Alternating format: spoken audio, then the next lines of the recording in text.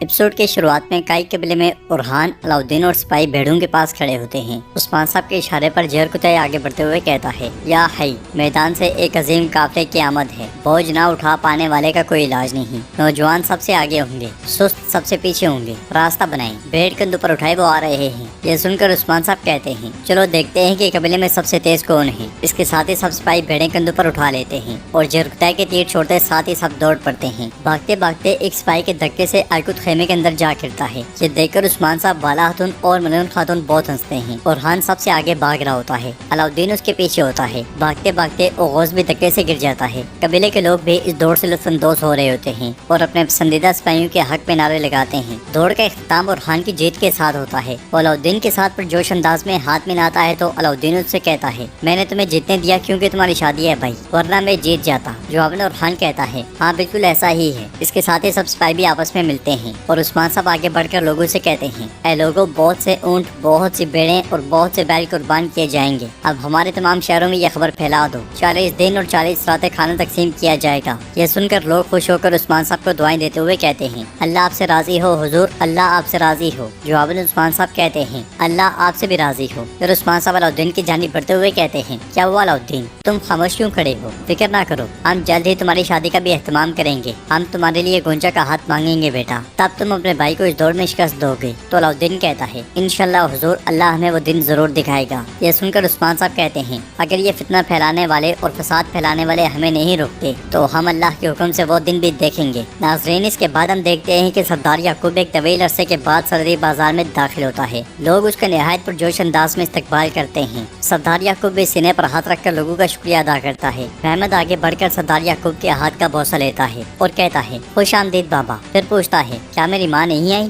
तो सरदार याकूब कहता है, तुम जानते हो कि हमने ये जगह किस हालत में छोड़ी थी महमद। वो वापस आकर उस्मान की खवातीन को नहीं देखना चाहती, वो जहेज से नौप ले जाएंगे। अब तुम मुझे बताओ, कहाँ है वो तुम्हारी गद्दार बहन? जवाबन महमद कहता है, मैंने उसे कैद में डाला हुआ है बाबा, ताकि वो गलती से भी भागने की कोशिश ना करे। ये सुनकर सरदार याकूब गुस्से में गुंजा को पुकारता है और आगे बढ़ जाता है। जिंदान में गुंजा आईने की जानिब देखते हुए कहती है, मेरे अलाउद्दीन, मैंने इस मोहब्बत के लिए सब कुछ खतरे में डाल दिया है। मैं अपना वादा निभाऊंगी, क्या तुम भी अपना वादा निभाओगे? आईने में उसे अलाउद्दीन का अक्स नजर आता है तो वो एकदम से खड़ी हो जाती है, मगर वहाँ अलाउद्दीन नहीं होता। ये देखकर वो बहुत परेशान हो जाती है। इसलिए मैं फितनत आकर जिंदान खोलती है तो पीछे पीछे सरदार याकूब वहाँ पे आता है। सरदार याकूब को देखकर गुंजा बहुत खुश होती है और कहती है, बाबा अल्लाह का शुक्र है कि आप आ गए हैं। मगर सरदार याकूब आगे बढ़कर उसे झड़क देता है और आईने उसे लेते हुए कहता है, तुम होती कौन हो मेरे हुक्म को नजरअंदाज करने वाली और अपनी मनमानी करने वाली? गुंजा, क्या तुम वही हो जिसे मैंने पाला है? ये कहते साथ ही सरदार याकूब आईना फेंक कर उसे टुकड़े टुकड़े कर देता है और मजीद कहता है, जब मैं रियासत की भलाई के लिए जद्दोजहद कर रहा था अपने मुस्तकबिल की खातिर, तो तुम कैसे मेरे दुश्मन के बेटे से प्यार कर सकती हो?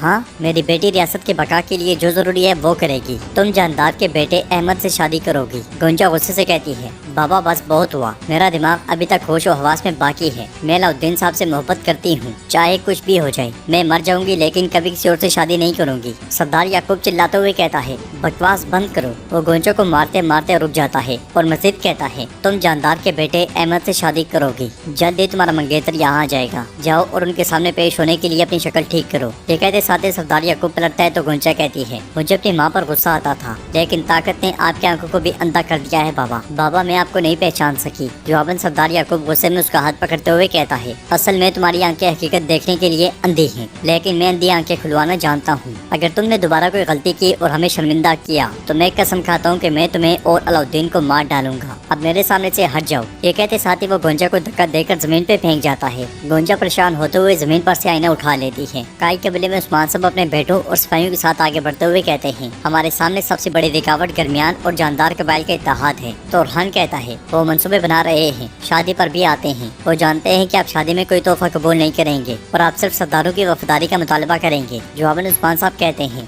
बिल्कुल ऐसा ही है। वो सरदारों के जहनों को तब्दील करने की कोशिश करेंगे, वो दिखावा करने आएंगे। ये सुनकर अलाउद्दीन कहता है, सरदार याकूब, वो हमेशा से चुपके से काम करता है। उस्मान साहब कहते हैं, हम अपने भाइयों का खून बहाए बगैर इस इत्तेहाद को खत्म करने की कोशिश करेंगे, लेकिन मैं गाजा के लिए तैयारियां जारी रखूँ। वो कुछ भी कर ले, हम अपनी फतह से बाज नहीं आएंगे। इसलिए मैं सिपाही बेशुमार एक खत लाकर उस्मान साहब को देता है। खत पढ़ते हुए उस्मान साहब कहते हैं, उन्हें कोनूर मिल गया है। कोनूर ने जो सोना चोरी किया है उसकी कीमत अदा करेगा। बुरहान, तुम कबीले में रहो, शादी में मेहमान आएंगे, हिफाजती इक़दामात इख्तियार करो। और अलाउद्दीन, तुम सरहदी बाजार जाओ, सरदार याकूब का इस्तकबाल करो, जरूरी मालूमात हासिल करो। कोनूर से मुकम्मल हिसाब लिया जाएगा। जरकुता सिपाहियों को तैयार करो। ये कहते साथ ही उस्मान साहब आगे बढ़ जाते हैं। नाजरीन, इसके बाद हम देखते हैं जंगल से सरदार जानदार अपनी बीवी और बेटे के साथ सरहदी बाजार की जानिब रवाना होता है। इसी लम्हे सामने से उसका सिपाही वहाँ पे आता है और सरदार जानदार की बीवी अपने बेटे से कहती है, जिंदगी में अल्लाह ने मुझे हर वो चीज अता फरमाई जो मैंने मांगी थी। एक होशियार सरदार और एक बेटा जो अपनी माँ की बात सुनता है। घोड़े से उतरने के बाद सरदार जानदार उस सिपाही से पूछता है, मुझे बताओ मेरे बहादुर, क्या तुमने वो फर्ज पूरा किया जो मैंने तुम्हें दिया था? तो सिपाही कहता है, मैंने उस्मान साहब के सिपाही को नूर साहब को ढूंढ लिया है। सरदार जानदार खुश होते हुए कहता है, शाबाश मेरे शेर शाबाश, सरहदों पर कोनूर मेरी हाकिमियत की चाबी की मानिंद होगा, पहले मैं उसे अपनी मुट्ठी में ले लूंगा। सरदार जानदार की बातें सुनते हुए उसकी बीवी अपने बेटे से कहती है, देखो इन जमीनों में आपके वालिद की मनसूबाबंदी इक़्तिदार संभालने से पहले ही जारी है। तो अहमद कहता है, मैं आपकी बात सुनता हूँ और उन बातों को नजरअंदाज करता हूँ जो मैंने गोंचा खातून और अलाउद्दीन के बारे में सुनी है। जवाबन उसकी माँ गुस्से से कहती है, तुम अब भी उसे ऐसे देख रहे हो जैसे ये तुम्हारा फर्ज है। गोंचा तुम्हारी होने वाली बीवी है, उसकी इज्जत अब तुम्हारी इज्जत है। यह सुनकर अहमद कहता है, अगर अलाउद्दीन हद पार करता है तो मैं रहम नहीं करूँगा। सरदार जानदार भी फिर से घोड़े पर सवार हो जाता है और कहता है, हमारी परेशानी सिर्फ जानदार कबीले का मुस्तकबिल है। इस शादी के बाद हम पहले से भी ज्यादा मजबूत हो जाएंगे। तो अहमद कहता है, मैं जानता हूँ बाबा, मैं जानता हूँ। यह सुनकर सरदार जानदार कहता है, तुम जानते हो, लेकिन ये भी तुम्हें मालूम होना चाहिए तुम्हारे बाबा तमाम एहतियाती तदबीर इख्तियार करेंगे और तमाम चालों की मनसूबाबंदी करेंगे, लेकिन अगर तुम समझौता करोगे तो हम सब हार जाएंगे। अगर ये शादी ना हुई तो ना दरमियान रहेगा और ना जानदार, और हम सब के सब उस्मान के ताबे होंगे। तो अब हम सबको अपना फर्ज अदा करना है। आप लोग सरहदी बाजार पहुँच जाएं। याकूब साहब का दिमाग और गोंचा खातून का दिल खुश करने की कोशिश करेंगे और मैं इस मसले से निपटने के बाद आपसे आ मिलूंगा। ये कहते साथ ही वो सब आगे बढ़ते हैं।